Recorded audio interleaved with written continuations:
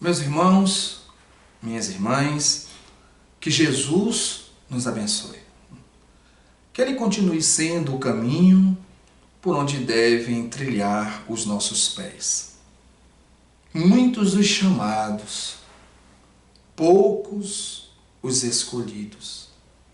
Jesus, sendo mestre por excelência, pedagogo inigualável, ele nos trazia, através das suas parábolas, ensinamentos que não eram de um tempo, ensinamentos para todos os tempos. Ensinamentos que não era para um povo, ensinamentos que é para todos os povos. E dentre as suas parábolas, Jesus conta a parábola do festim de núpcias, onde um rei, um pai de família, deseja festejar as núpcias do seu filho e manda preparar a festa.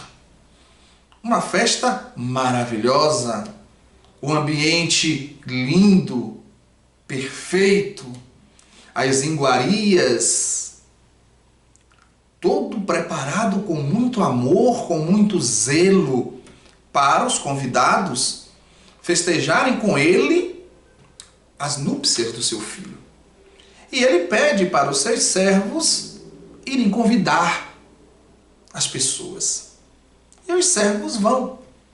E uns dizem, chegando lá, dizem aos servos: não vai dar para eu ir porque eu tenho um negócio para resolver. O outro diz: não vai dar para eu ir não porque tem um trabalho no campo para eu fazer. E aí os servos voltaram.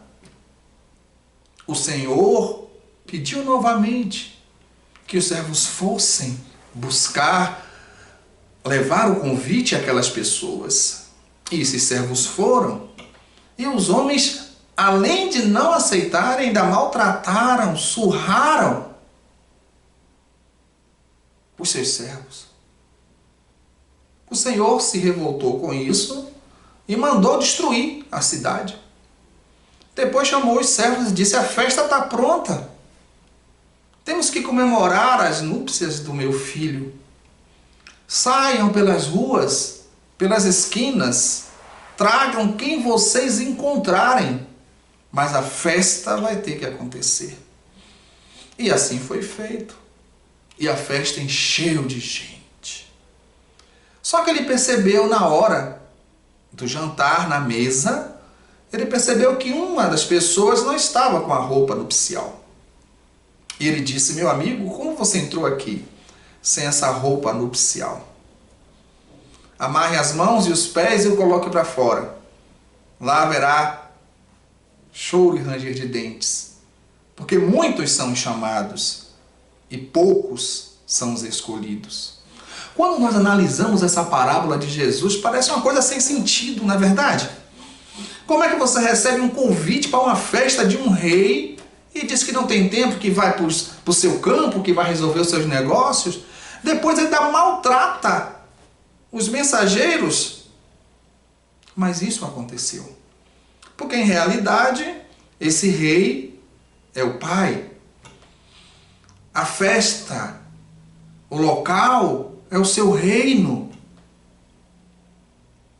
E aqueles que não aceitaram, os enviados foram os profetas. E aqueles que não aceitaram foram muitos povos, dentre eles, principalmente o povo judeu, que era, na época, o único povo monoteísta que acreditava em Deus. Mas nem todos ouviram os profetas. Nem todos ouviram Jesus. Jesus foi rejeitado àquela época pelo seu próprio povo, pela maioria, principalmente aqueles sacerdotes, não é verdade? E a gente fica pensando, mas por quê? O que seria a roupa nupcial? Quando ele vê uma pessoa sem a roupa nupcial,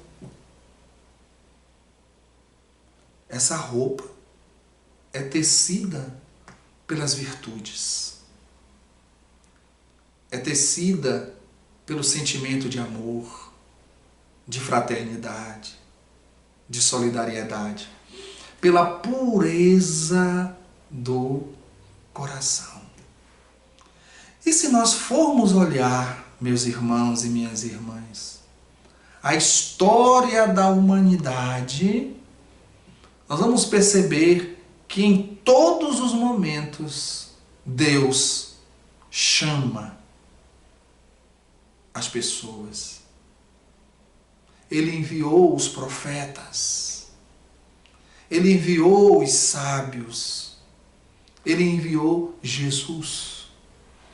E quando a gente pensa em muitos dos chamados, poucos escolhidos, é como muitas vezes pode, nos nossos ouvidos, na acústica de nossa alma, isso pode repercutir. Então Deus chama a todos, chama muitos e Ele escolhe? Não. Não. Muitos são chamados, mas poucos se colocam na condição de serem escolhidos. Não acontece assim muitas vezes? Vai abrir 1000 vagas, 50.000 pessoas vão. Mas das 50.000 reais condições para entrar, 1.000. Elas se colocaram na condição. Porque realmente, em outro trecho do Evangelho, Jesus nos afirma que a porta é estreita. Ele fala que a porta larga é a porta da perdição. E a porta estreita é a porta da salvação. O que ele quis dizer com isso? Se nós analisarmos hoje o mundo traz uma série de facilidades. O mundo traz uma série de oportunidades de abrirmos mão do que é bom e deixarmos os nossos instintos, deixarmos as nossas imperfeições nos dominarem, ao ponto de penetrarmos na porta larga das paixões, das facilidades, dos equívocos, dos prazeres fugazes, daquilo que apenas faz o corpo estremecer de prazer, lhe trazendo depois uma fadiga e um vazio profundo, deixando a alma numa situação de dor, sem saber para onde vai, sem saber qual direcionamento a tomar na vida. Porque muitas vezes nós percebemos que as dificuldades que surgem em nossas vidas, e aí Maria Dolores tem um poema que ela fala sobre as cercas de Deus. Olha que coisa interessante, meus irmãos. O que seriam as cercas de Deus? Justamente dificuldades que surgem em nossas vidas, que faz com que a gente siga o caminho sem pular para o desastre moral, sem pular para a exacerbação de nossas paixões. Então, o que aparentemente é dor, o que aparentemente é problema, o que aparentemente é dificuldade, nada mais são do que misericórdia. São cercas que Deus coloca para nos proteger de quedas espetaculares. Por isso Jesus nos convida a irmos pela porta estreita, a porta da disciplina. E aí nós lembramos de Francisco Cândido Xavier, quando ele começa a sua tarefa com Emmanuel, e ele pergunta, diante de tudo que você me disse, Emmanuel, o que é que eu preciso ter para poder conseguir vencer nessa empreitada? E Emmanuel disse 3 coisas: disciplina, disciplina e disciplina. A porta estreita é a porta da disciplina. é a porta da observação das leis. E muitas vezes a renúncia, o sacrifício diante das coisas do mundo para a aquisição de algo muito melhor. Por que, meus irmãos queridos? Vejamos, nós estamos no meio de uma pandemia, onde nós percebemos entes queridos, amigos, pessoas de nossa relação partindo para o mundo espiritual, vitimados pela Covid. Nós sabemos que o nosso tempo aqui é curto. Nós sabemos que nós não estamos aqui para sempre. Então, entrar pela porta estreita nesse momento é depois desaguar no mar de felicidade, no mar de paz, no mar de luz. Porque nós passaremos. A vida na Terra é um segundo. É importante suportarmos os reveses da vida, as dores que vão passar. Tudo passa. Se vocês pararem agora e lembrarem do passado de vocês, vocês vão lembrar momentos de extrema felicidade. Mas vocês vão lembrar momentos de grande dor. Entretanto, tanto um como o outro passou. Eles passaram, esses momentos passaram. Porque é assim nesse processo da vida, nesse nosso processo de crescimento. Então Jesus fala que muitos são chamados, todos estão sendo chamados, e é verdade. Agora, poucos se colocam na condição de serem escolhidos, poucos buscam a aquisição das qualidades necessárias, poucos se esforçam para construir a roupa nupcial, para entrar nesse festim de núpcias, para entrar nessa festa no reino dos céus, que não é um lugar, porque o reino de Deus é uma construção interna. Jesus disse, não procure o reino de Deus aqui, ali ou acolá, porque você não vai achar. O reino de Deus está dentro de vós. Porque aonde estiver o seu tesouro, estará o seu coração. E aí vem um detalhe muito importante. Dentro desse muitos os chamados, poucos escolhidos, vem a questão que Jesus nos afirma, que nem todos que dizem Senhor, Senhor, entrarão no reino, mas aqueles que fazem a vontade do Pai. Isso quer dizer que não interessa, não importa a aparência da bondade. Não importa o verniz social. Não importa o exterior do copo ou o exterior do prato, como diz Jesus. O que importa é o interior. Não adianta verbalizar Senhor, Senhor. Não adianta se dizer espírita e achar que porque é espírita já vai para uma colônia superior no mundo espiritual. Não. Não, não, não. Vamos cair dessa ilusão. Vamos cair agora na desilusão dessas coisas, que é uma coisa boa. Desiludir-se é sair da ilusão. Desiludir-se é entrar na realidade.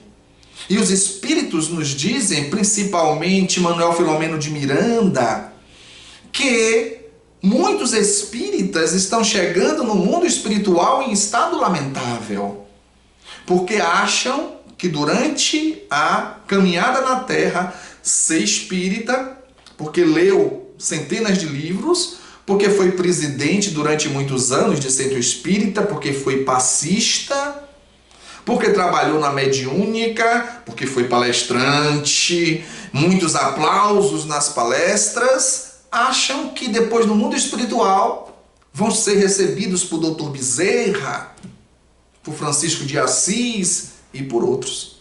E não é verdade. Porque tudo isso que eu falei, se não houver a reforma íntima, é casca. É casca. Autoiluminação não é fazer essas coisas. Autoiluminação é a reforma íntima. Porque quando você faz a sua reforma íntima, você dá sentido à palestra. Você dá sentido ao passe. Você dá sentido à sua mediunidade. Você dá sentido à sua tarefa no centro. Você dá sentido aos livros que você leu. Porque tudo isso vai repercutir na sua reforma íntima. Então, o que vai te iluminar, o que vai me iluminar é o autoconhecimento e a minha transformação. Não é à toa que Kardec diz que o verdadeiro espírita, ele não diz que o verdadeiro espírita é o médium, ele não diz que o verdadeiro espírita é o palestrante, ele não diz que o verdadeiro espírita é o presidente do centro, não. Ele diz o verdadeiro espírita é aquele que luta para domar as suas más tendências. O verdadeiro espírita é aquele que luta para se transformar, para hoje ser melhor do que ontem e amanhã ser melhor do que hoje. Esse é o verdadeiro espírita. Então, se nós trabalhamos para a nossa transformação espiritual, moral, tudo aquilo que nós fizermos é abençoado. Mas se nós cultivamos o orgulho dos aplausos da palestra, se nós cultivamos a prepotência de ser o presidente do centro, se nós mostramos a vaidade por termos lido vários livros, estamos nos iludindo.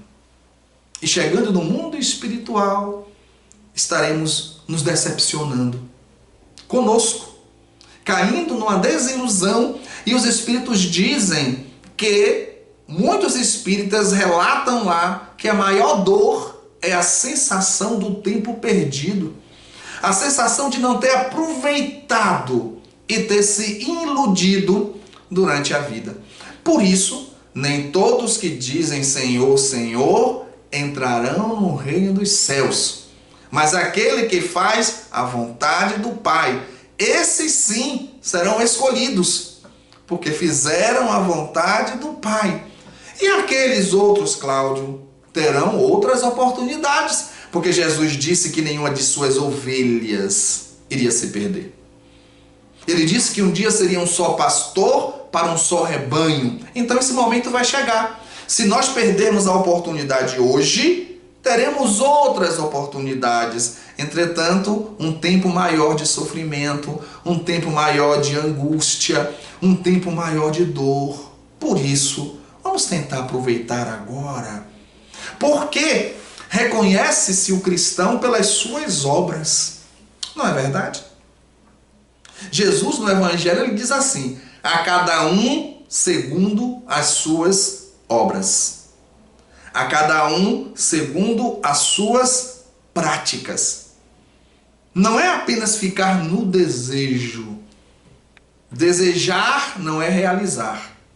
Desejar é um passo que antecede o realizar, mas não é realizar.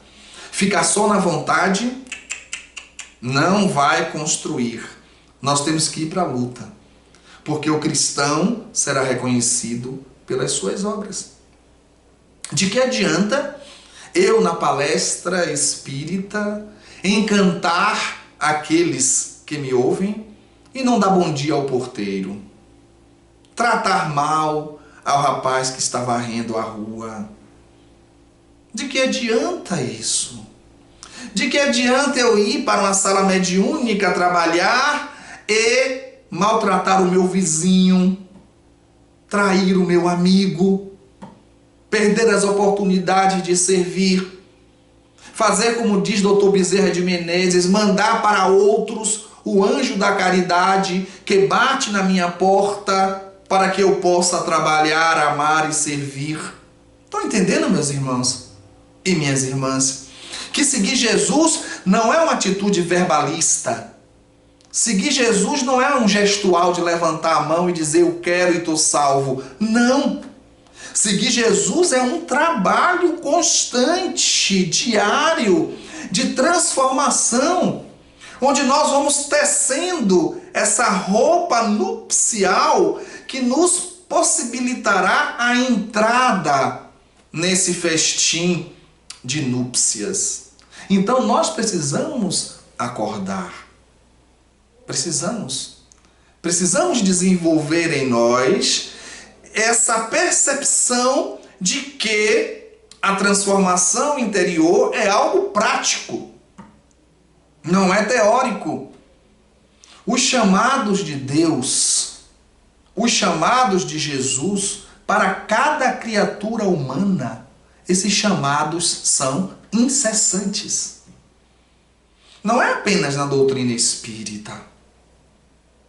Deus utiliza todos os instrumentos possíveis e imagináveis do bem para chamar a criatura humana ao caminho da sua própria redenção, ao caminho do seu próprio processo evolutivo, da sua plenificação. Mas, puxando para nós espíritas, nós sabemos que muito se pedirá àquele que muito recebeu. E nós estamos vivendo um momento que todo mundo fala o tempo inteiro de transição planetária. De mundo de provas e expiações para se transformar num mundo de regeneração. Só que aí a grande maioria de nós fica sentado. Não, a Terra vai se transformar num mundo de provas e expiações em um mundo de regeneração. E a gente senta e cruza os braços. E espera que esse mundo caia no nosso colo e que a transformação aconteça de uma maneira rápida e independente de nossas ações. Isso é um equívoco. A transformação do planeta passa pela transformação de cada um de nós. E é a transformação de cada um que vai inspirar a transformação do outro. E nós, espíritas, temos o conhecimento. E muito será pedido àquele que muito recebeu. E aí, nós lembramos de um trecho do livro Compromissos de Amor, de Divaldo Franco, por diversos espíritos, se não me engano, e a mensagem psicografada, a mensagem trazida por Dr. Bezerra de Menezes. Meus irmãos, essa mensagem, quando eu li, eu tive um impacto tão grande que toda vez que eu tenho a oportunidade de falar sobre essa passagem, eu falo. Porque me marcou profundamente. Dr. Bezerra, ele está falando para cada espírita, direcionado a cada espírita, a cada um de nós. Eu tomei para mim e agora vou falar para você tomar para você, tá certo? Ele diz o seguinte: a sua encarnação na Terra, a atual, não aconteceu por acaso. Ela foi programada. Você leu os estatutos e se comprometeu em estar na Terra nesse momento para ajudar na sua transformação. Gente, isso é uma responsabilidade imensa. Nós, espíritas, programamos a atual encarnação para estarmos nesse momento de crise aqui na Terra, ajudando a transformação. E aí eu lembro o espírito Maria Cravo Modesto, quando ela diz que os espíritas estão chegando no mundo espiritual dando trabalho, ao invés de chegar para trabalhar. Isso porque a conduta aqui não foi correta. Meus irmãos, calma. Nós não estamos aqui falando em perfeição. Não estamos exigindo perfeição nossa, muito menos de vocês. Nós estamos no mundo de provas e expiações. Se houvesse um campeonato universal entre os mundos, a Terra estaria na 4ª divisão. Primeira divisão, mundo celeste. Segunda divisão, mundo feliz. Terceira divisão, mundo de regeneração. 4ª divisão, mundo de provas e expiações, o nosso. Só estaremos na frente do mundo primitivo. Então, a gente não pode exigir perfeição de ninguém aqui. E não iremos encontrar anjo aqui na Terra. Mas o esforço, isso sim. Porque nós já temos o conhecimento suficiente para servir de combustível ao nosso esforço de hoje ser melhor do que ontem e de amanhã ser melhor do que hoje. O esforço de lutarmos para domar as nossas más paixões, as nossas inclinações negativas, as nossas imperfeições. O esforço para a aquisição das virtudes comandadas pelo amor. Então, é isso que nós nos comprometemos antes de encarnarmos. Nós lemos os estatutos. Você, fulano, vai reencarnar nesse ano. Justamente essa fase que você vai viver é a fase crítica de início da transformação do planeta. E como você deve muito, você vai reencarnar nesse momento para que você possa ajudar essa transformação em se transformando e você possa quitar o seu passado e a partir de agora caminhar para a sua plenitude. E nós assinamos lá, eu vou. E aqui nós estamos, cabendo a cada um de nós o cumprimento dessa tarefa. Mas a mensagem de Bezerra não acaba por aí. No último parágrafo da primeira página da mensagem, tem uma frase que me sacudiu. Dr. Bezerra diz assim: essa não é a primeira vez que você engana se enganando, mas é a derradeira. Perceberam? Quer que eu repita? Eu vou repetir. Essa não é a primeira vez que você engana se enganando, mas é a derradeira. Gente, Dr. Bezerra, sempre meigo, sempre carinhoso, nesse momento ele foi enfático, ele foi austero. Em outras palavras, ele disse: abra o olho. Talvez seja a sua última chance de continuar na Terra. Abra o olho. Busque agora deixar de se enganar e parar de enganar os outros. Em ficar preocupado com os defeitos e com as quedas dos outros. O momento é de mergulho interior. De buscarmos a nossa transformação. Nós não estamos aqui para transformar ninguém. Não temos essa condição. Isso é prepotência, é orgulho, é vaidade, se achar na condição de transformar o outro. Não. Nós estamos aqui para transformar a nós próprios. Edificar o reino de Deus em nossos corações. E através de nossa transformação poder inspirar aqueles que estão do lado para que eles se transformem. Que eles vençam as limitações deles. Porque cada um, no processo evolutivo, está sozinho em relação à sua reforma íntima. Ninguém pode me reformar. Sou eu que tenho que me reformar. E é dessa forma, nessa busca dessa reforma íntima, que nós estaremos nos colocando na condição de escolhidos. Porque nós estaremos vestindo o traje nupcial. Ou seja, nós estaremos iluminados. E aí poderemos adentrar ao festim de núpcias. Então vamos tirar essas ilusões de pensar que nós somos líderes espíritas. Isso é bobagem. Nós não somos líderes de coisa nenhuma. Vamos tirar isso da cabeça que nós somos missionários na Terra. Nós não somos. Nós somos espíritos ainda calcetas. Espíritos recalcitrantes.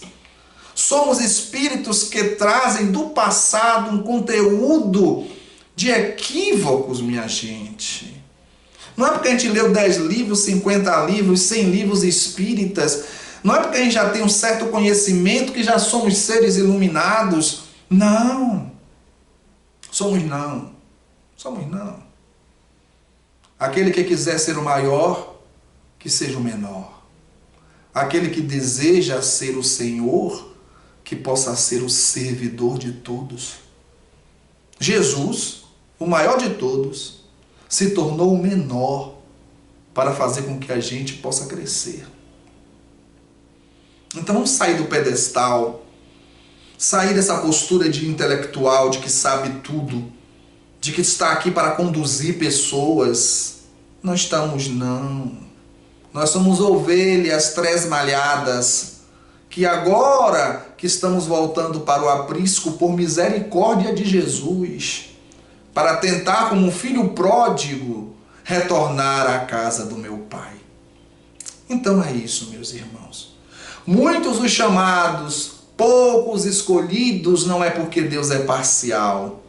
Muitos os chamados, poucos escolhidos, é porque poucos são aqueles que se colocam na condição de adentrar nessa festa, porque já construíram o seu traje nupcial. Mas nós chegaremos lá. Jesus sabe disso. Ele nos espera. Ele está conosco. Ele não nos abandona. Nós venceremos a maior luta que já encontramos em nossa história, que é a interior. E edificaremos o reino de Deus em nossos corações. E um dia seremos espíritos iluminados, felizes, plenificados, abraçando o nosso Mestre e tendo contato direto com Ele. Que Jesus nos abençoe, nos ilumine e nos proteja sempre.